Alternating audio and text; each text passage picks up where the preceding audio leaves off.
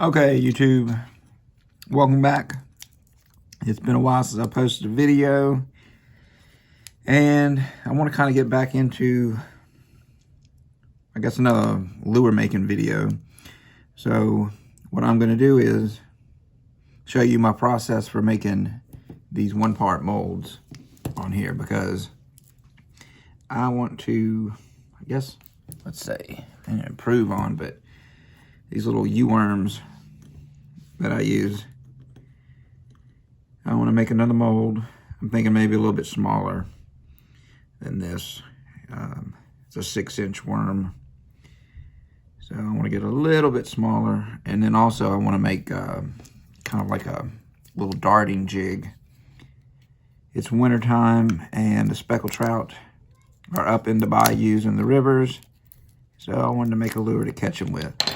So I got here this, it's from Michaels, Craft Smart.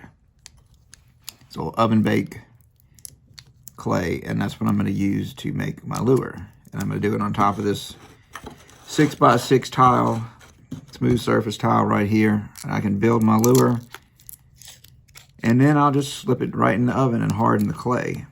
And once we get that done, then I'll shoot the rest of the video, and we'll use this mold maker stuff you see right here to make the actual mold that we're going to pour our plastisol into.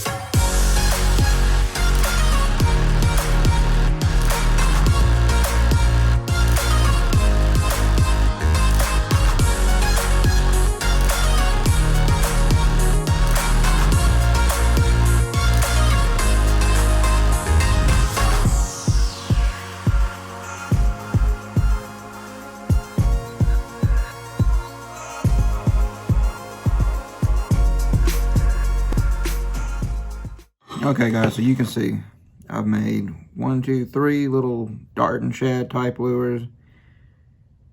2 kind of variations of my U-worm. I wanted to try some different stuff here, so I got a little paddle tail going on. Slimmer body on this one. Yeah, they're about the same size. They're pretty close. This one here is a little bit longer, but it's also skinnier. And for $1.79, I think this stuff was, I've got a little less than half of it left over, and I made all these lures with it. So not a bad investment as far as the amount of lures that you can make to make molds from with that. The most expensive thing was this, the actual mold itself. It was $24.99. I got it at Michael's with a 20% off coupon. That's the only coupon they had available. Usually, sometimes you can get a 30% off coupon, so you could get this a little bit cheaper. But I don't know, I've never used this particular one before, so we'll see how many molds I can actually get with this. I'm gonna try to put these 3 all together and possibly these 2 together. This little guy might get left out.